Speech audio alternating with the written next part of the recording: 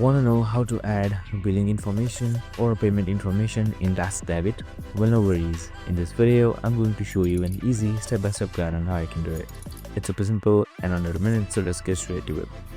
Now, first things first, simply open up your TaskRabbit website. So just head towards TaskRabbit.com and you should be under TaskRabbit right here.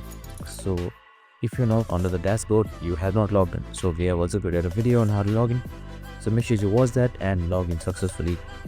So once you have done all of that, on the top you should be seeing navigation bar, and right beside my task on the top right side you should be seeing account. Just simply select that. Just simply select account. Now once you select account, here you should be under various options right here. And now on the leftmost side you should be seeing billing info right below notifications. Just simply select it.